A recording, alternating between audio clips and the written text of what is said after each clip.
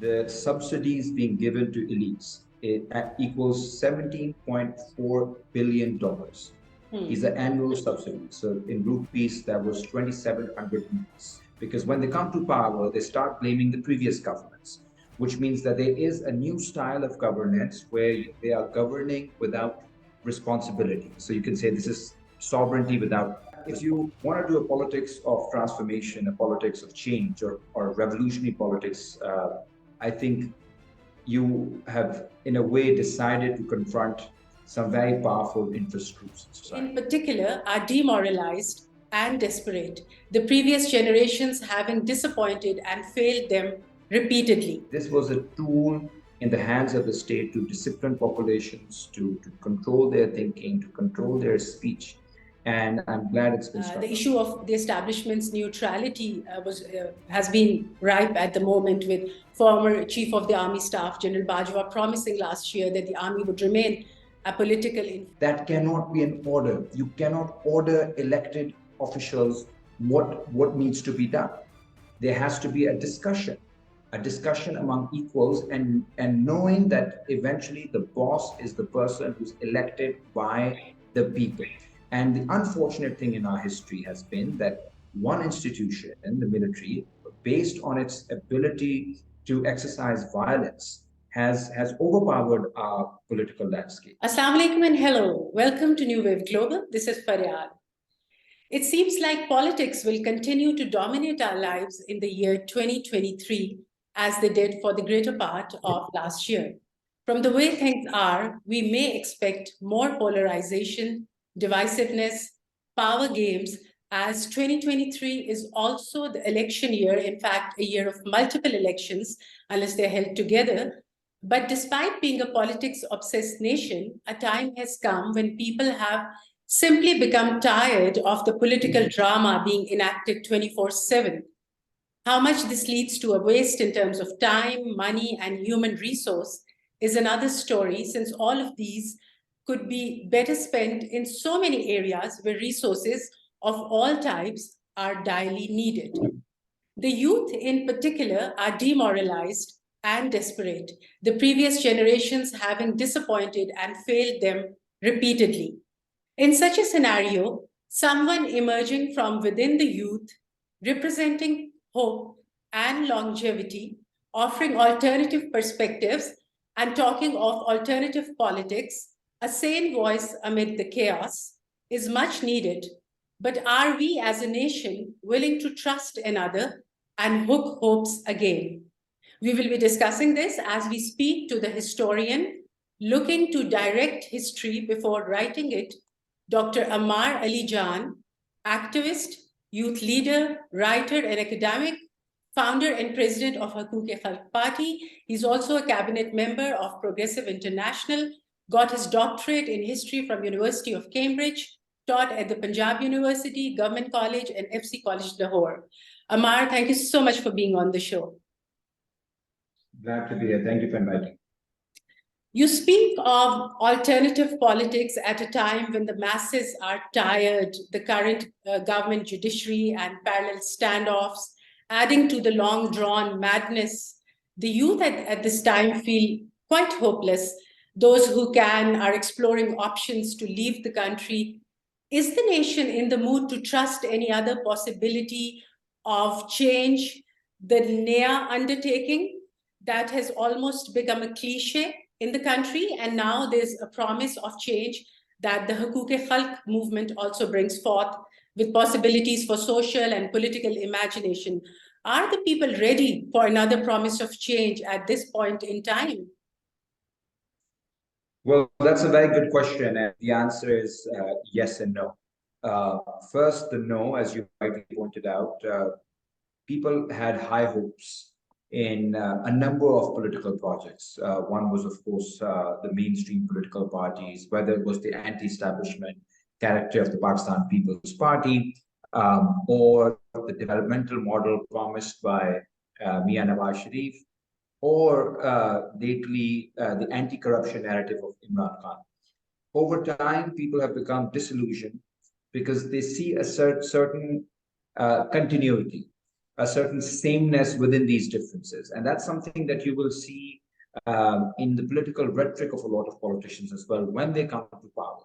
Because when they come to power, they start blaming the previous governments, which means that there is a new style of governance where they are governing without responsibility. So you can say this is sovereignty without responsibility, which means that they are unwilling to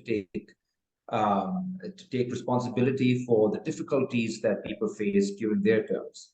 Also, there's a general consensus on the elite nature of the economy, or not only the major political leaders belong to the industrialist class, but if you look at the candidates that they put in each constituency, for example, across Lahore, you'll see that many of the candidates of all mainstream parties belong to the landed elite, to the real estate sector, to the housing sector, which means that this is a stratum, a very small stratum of society, which is not just controlling the economy, but it is also controlling political parties, which means that by the end of the day, the decision making will not be made in discussion with the grassroots workers, the Jialas, the supporters of PML-N, or the tigers of PTI. These are people who will be expected to raise slogans in rallies,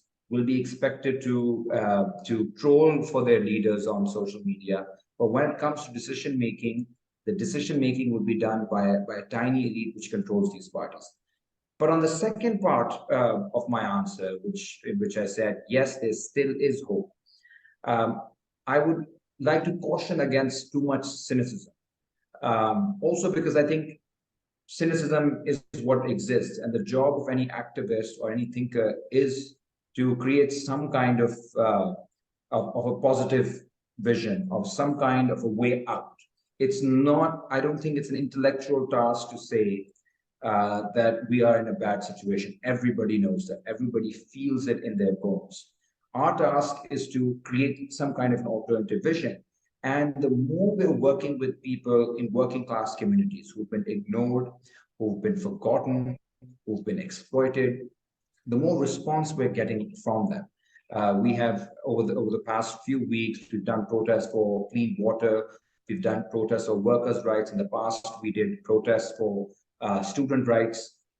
These are constituencies that have been ignored over time, and we're getting good response from them. This is not to say that we will become an alternative to the PTI or to PDM in these elections. But I do think if we remain patient, if we keep working hard, we are bringing something new to the table. We are talking about workers' rights, women's rights, student rights, environmental questions, a whole plan against climate change, global warming, education reform. These are things that are not being discussed in the mainstream. And you can see across the world, new political parties are emerging. They're becoming bigger. Right now, as we speak, there are about 1 million protesters in France against Emmanuel Macron's government. So there is discontent growing across the world, and we need to channel it in progressive and positive ways in order to build an alternative. And this is what we hope to do. Absolutely. So your manifesto is basically about human rights.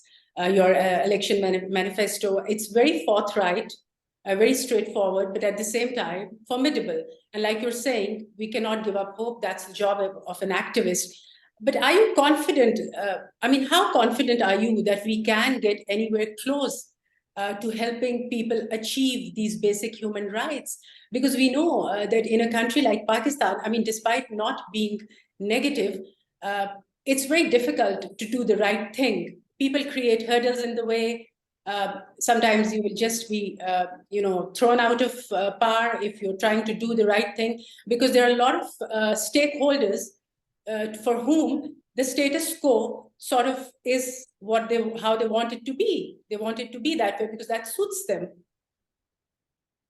No, that's true. That if you want to do a politics of transformation, a politics of change, or revolutionary politics, I think you have, in a way, decided to confront some very powerful interest groups in society, because you feel that the only way out of the current scenario is if you can overcome these entrenched groups. So in Pakistan, for example, Dr. Hafiz Pasha has just come out with a report 3 or 4 years ago. It was published by the UNDP, and the report stated that every year in Pakistan, the subsidies being given to elites equals $17.4 billion.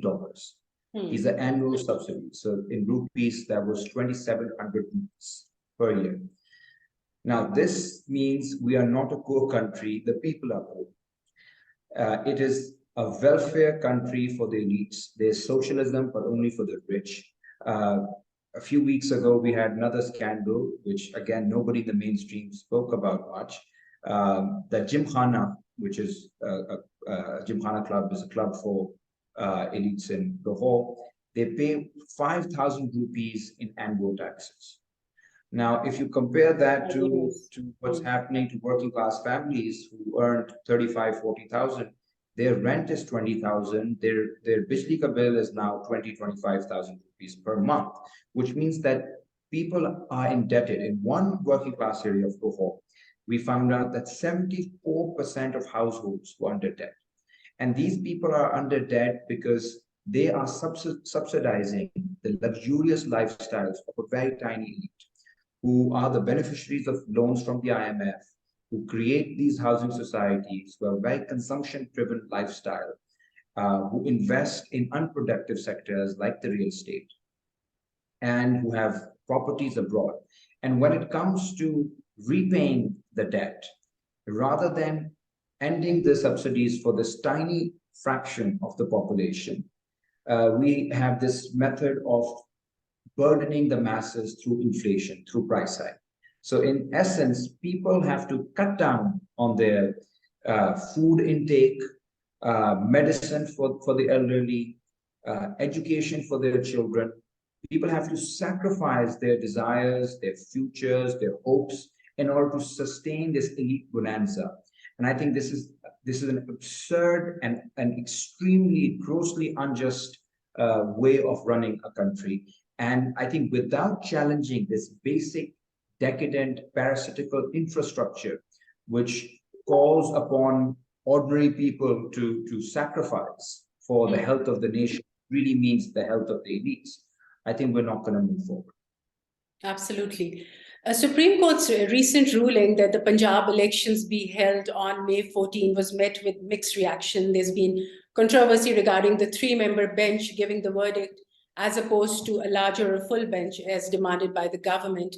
But earlier today, a bill was tabled in the National Assembly for the release of funds to the Election Commission of Pakistan for holding elections in Punjab. Do you think amid the institutional wrangle, elections in Punjab would be held in May?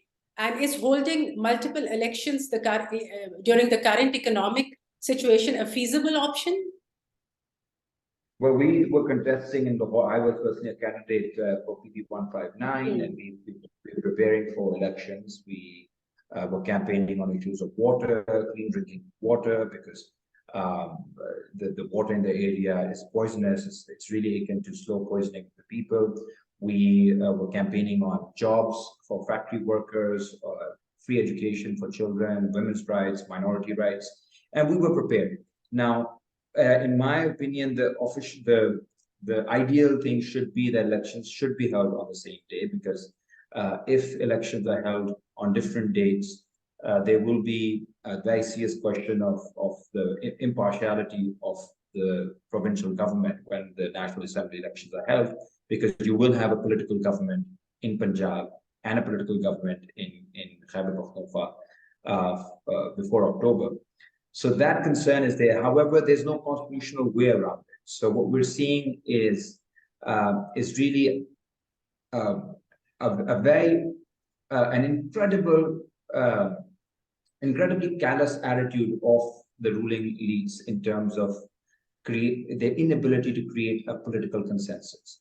I mean, there's no Bolshevik revolution, there's no French revolution happening, so it's not like they cannot talk. all of them have been close to the state. They all have worked with the establishment. They all are tied through commercial networks, through political networks, through social networks. And yet the inability to talk to each other, to talk across the aisle, is what is costing us this current crisis. And my feeling is that unless there's a political settlement, unless there's some agreement on the rules of the game, no one will accept the results, which means that there will be more anarchy, there will be more of a crisis, which will lead to more economic instability. And the only one who will truly suffer is the common man. I think what this economic instability has cost ordinary people a lot. It will cost them even more unless people can agree upon the rules of the game. And I think both sides have a valid argument. PTI right now is insisting on 90 days as the main theme. However, we know what PTI did when it was in power. It was not known for being upholders of constitutionalism. This is the newfound constitutionalism that PTI are using. And on the other hand, they did benefit from certain Supreme Court decisions, which many legal experts feel were outrageous, especially around the. So I think those are concerns on both sides. Those are valid concerns. There is no legal way out of it. It has to be a political settlement. Looks like it. So you have been a victim of the sedition law. The Lahore High Court in a recent move struck down the law, which is a welcome move because it was being recklessly used as a draconian tool in the hands of regimes.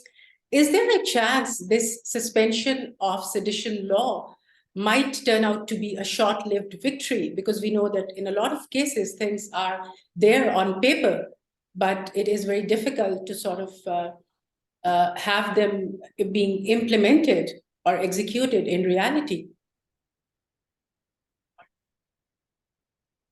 Well, the sedition law is a law that was used against anti-colonial fighters from Tilak to Maulana Muhammad Ali Johar. And the interesting bit is that Jinnah Quaid-e-Azam was one of the lawyers of Tilak who opposed the sedition law back then. So it is outrageous that such a law, which was deemed one of the most obnoxious colonial laws, remained part of our legal system for over 75 years. And I'm very glad that it has been struck off by the Lahore High Court. I faced sedition law in 2019 after we organized the Student Solidarity March, and it destroys a person's career, a person's life, his social relations, because once you're declared the enemy of the state, there are a lot of people who abandon you, and your institutions, your employers, they abandon you. And that's especially true if you belong to a small left-wing movement. So if you're not part of the major political players in the country, you are part of a resistance group, then things become even more difficult. So this was a tool in the hands of the state to discipline populations, to control their thinking, to control their speech. And I'm glad it's been struck out. Now, you're right about cautioning us before we celebrate too much, because the nature of our state is extremely authoritarian. There is still this fear that the people need to be governed. The way the people need to be governed, it has to be excessive, it has to be authoritarian, it has to be about inducing fear in the hearts and minds of the people. And this way of disciplining populations, again, it's a colonial way of policing, colonial style of governance, which you can see clearly from even in the last 4 years, both parties have been in power. Both parties have used this style of governance, and of course the military establishment remains a key player, and the sedition law and other such laws are eventually tools in the hands of the establishment to attack its opponents. And without restructuring of the state, without ensuring that there are protections for ordinary people, that freedom of speech, freedom of expression is protected by law, and not just protected by law, that there are institutions devoted to protecting citizens against any excesses of the state, which includes holding state officials who violate citizens' rights to freedom of expression accountable. This is very important that we never hold anyone accountable for fake charges, fake sedition charges, fake blasphemy charges, fake accusations of could be of corruption, could be of treason. These are very serious allegations that destroy a person's life. And if someone is actually a traitor, if you can prove it, sure. We don't want people working for other intelligence agencies in Pakistan. But if you throw this accusation in a frivolous manner against professors, against journalists, against intellectuals, against activists, against students, then you are the one who is undermining the sanctity and the sovereignty of the state. Because we must remember that sovereignty belongs to Allah, and after that, it belongs to the people according to our constitution, which means that the people are sovereign. The people cannot be deemed traitors by some state official. The people are the ones who will decide who is loyal to Pakistan and who's not. No one institution or state official can decide whether the people deserve to be called patriotic or deserve to be called traitors. So this needs to be reversed. People need to hold state officials accountable and not the other way around. So this has been also due to one of our most fundamental political issues, which has been military establishment's intervention in politics. The issue of the establishment's neutrality has been ripe at the moment, with former Chief of the Army Staff, General Bajwa, promising last year that the army would remain apolitical in future. Do you think it's possible to corroborate the establishment's newfound stance of neutrality for anybody who's in power? For example, if you are there in power, is it possible to ensure that the establishment remains neutral? Well, I mean, the establishment ought to remain neutral. And you see, every country has some kind of an establishment in terms of some kind of power brokers.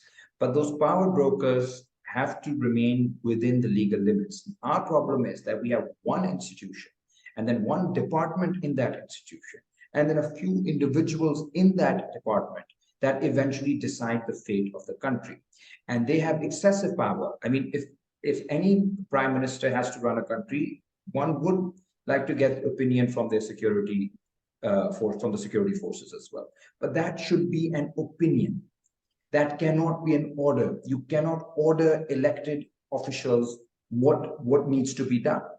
There has to be a discussion among equals, and knowing that eventually the boss is the person who's elected by the people.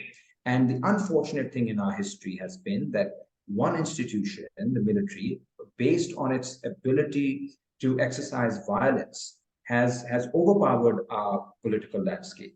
And it has led to extreme political and economic distortions. Political engineering that has been done over the past 70, 75 years has, I think it has distorted political culture even within political parties, because when we mourn the fact that we have political dynasties, part of it is the fact that many of these parties were brutalized, they were destroyed internally, their members were killed, the leadership was wiped out. And as a response, these parties became more and more insular. And I think if the military does not step out of politics, if it does not stop trying to distort the political landscape, not only will our economy keep collapsing, because we will keep becoming this frontier state that is addicted to wars and militarization, for which Pakistan has paid a huge price in its history, but we will also not see issues come up. We will not see actual socio-economic issues discussed in the mainstream. Nobody's interested in the issues of clean water, of education for all, of workers' rights, of women's rights, so many other things, because everybody's fixated on what is the establishment thinking. Is the establishment close to Khan? Is it close to Zardari? Do they want Bilawal as the next prime minister? Are they ready to allow Nawaz Sharif to return? What's their relationship to the Supreme Court? I mean, these questions are wrong questions that they have imposed upon us. And if a society if a society is condemned to asking the wrong questions, it will get the wrong answers. And that's what we've been condemned to. We're asking the wrong questions, and that's because of this political distortion in our history due to the military's involvement. Absolutely. Being focused on the wrong issues, wasting our time, our resources, our energy. I think that's what it is about. Do you see Bilawal as a fast evolving potential youth leader? I mean, PPP has had left-wing socialist ideals. Zulfikar Ali Bhutto had the Roti Kapda Makan slogan that's talking about basic human rights as well. Do you see those political views as being aligned or congruent with yours?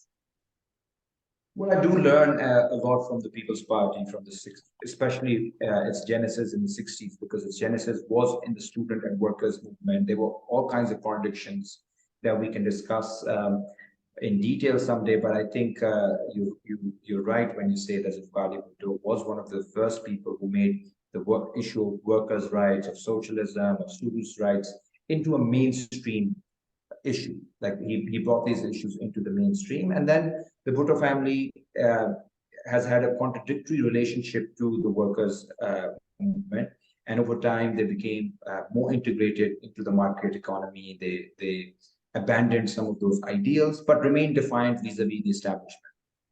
Now that we come to the current People's Party, I'm not sure what it stands for exactly, because clearly, from what we hear from different sources, is that the establishment is very happy with Mr. Bilawal Bhutto Zardari, that he is being propped up as a potential alternative to the system. And I've met him once, and that was at a time when we were facing sedition charges. And part of our questioning when we were at that meeting, part of the questions that we posed to him was on this issue of the establishment, on whether or not we're willing to surrender once again to the military, because the Army Act had just happened, and People's Party and Nawaz League had supported that act in Parliament in collaboration with BTI, which was back then in government.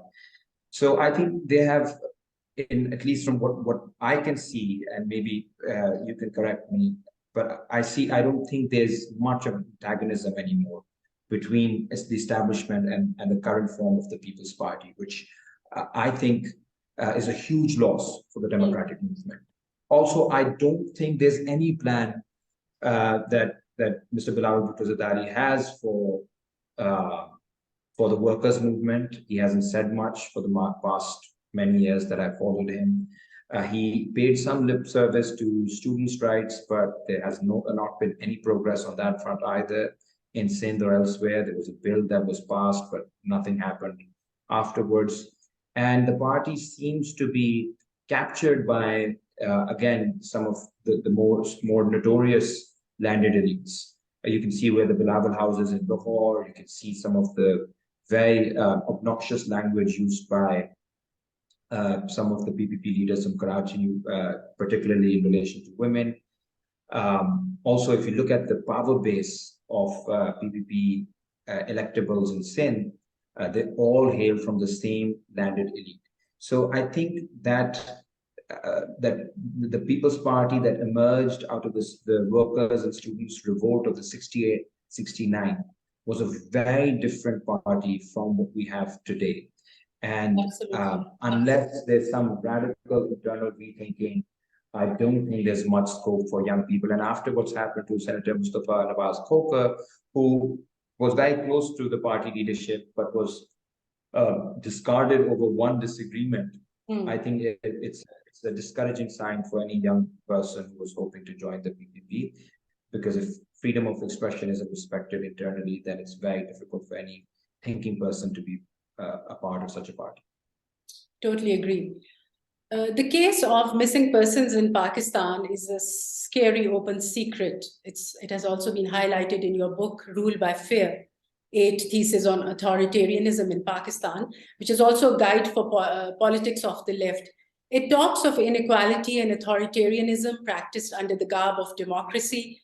Would you tell us a little about how your book takes up this case of missing persons in Pakistan, and have you suggested any solutions, offered any solutions to this issue, which is always there? It sort of never seems to go away. You see, enforced disappearances for me, they're not just abductions. They are, of course, technically abductions, but these people are not just missing, they are political prisoners of our era. They have been targeted in order to remove them from any political activity, because many of them were young, bright activists of different political groups. Some of them were part of there were allegations that they were part of terror groups, but there's some who were just journalists, some who were civil society activists, some members belonging to PTM. So all of there's a very diverse group of people who've been targeted. And the common thread in all of that is that the state did not like their politics. And through this disappearance, it sends a message to all political actors that you will be removed from the body politic, that you will be removed from the public sphere if you cross a certain red line. So it's a way of disciplining everyone through fear. It's the invisible ink through which the state writes. It's about its sovereignty, about its power, about its ability to exercise violence on people. And I think what I find very heartening is the refusal of people to forget, because part of it is about memory, about making people stop remembering them, remembering these people publicly. And what a lot of these women, particularly the sisters and mothers and sometimes daughters of the missing persons, have done over the years is that they've made sure that these names are taken, they're remembered in the public sphere again and again and again, because that allows for a resistance against this particular method of the state to disappear the person from all kind of public discussion, and ensures that that person remains an integral part of political discourse. And the late Asma Jahangir was part of that movement. Hina Jalani was part of that movement. These days, Iman Mazari is very active. There are other people, the Baloch activists who are brilliant, Maharang Baloch and others, young women. That's one of the interesting things about this movement, that women are often leading this movement. And if you look at PTM as well, one of the primary demands of the PTM is the question of enforced disappearances, because a lot of young questions are missing. And I don't think there's a solution for this unless there is accountability for those who act like gangsters. Those who once you give a state official the right to go beyond the law in order to abduct, torture, and dehumanize a citizen, you are allowing anyone with power to abduct, humiliate, and dehumanize another individual, which means that we are in a realm that's beyond law. We're in the realm of gangsterism, which is why we're turning into a gangster state. And unless there's a limit placed on the power of the state, this will continue to happen. And this limit cannot be imposed without punishing those who have been involved in this hideous policy of enforced disappearances. Which somehow never which includes the intelligence apparatus. Officials belonging to the intelligence apparatus, they're also Pakistanis, they're also human. We need to stop treating them as some kind of sacred divine beings, especially after they keep torturing and dehumanizing our. Climate is on your agenda. We have experienced catastrophic effects of climate change. Lahore has been one of the most polluted cities in the world multiple times. We've had very devastating floods last year. You have led many climate marches. You talk of green economy, where people don't have food on their plates, as the current situation is. How well do these climate-related marches and agendas pull crowds and they appeal to the masses? Well, there are two ways of looking at the environment. One is the international scale of it, which is, very interesting in itself, because a lot of young people who are part of this global space through social media, who follow Greta Thunberg and others. They are interested in these movements. And I'm very glad that a lot of young people now have these environmental societies across campuses, and they're very actively engaging in these international discourses, because we have to also remain in touch with these international movements. But then there's a second, more concrete aspect to it, which is not an elite-driven aspect, which is basically the question of the changing weather patterns, which is destroying the crops of thousands and thousands of farmers. It's affecting them. We just saw the worst floods, one of the worst floods in our history last year. And by the way, everybody seems to have forgotten that we just went through that catastrophe. So our memories are so small. But those people who suffer, these are victims of climate change. This is what a victim of climate change looks like. It's not someone who is protesting in London or is part of a hashtag on social media. It's a farmer in Sindh. It's a Hari. It's a Mazara in Punjab. It's a landless person in DG Khan. These are the people who are victims. And then when we talk about water issues, the fact that 90% of Lahore's water is poisonous.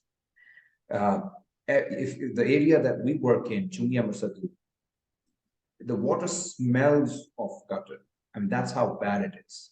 And people know it, and they're so helpless. Yet because they have to drink it nonetheless.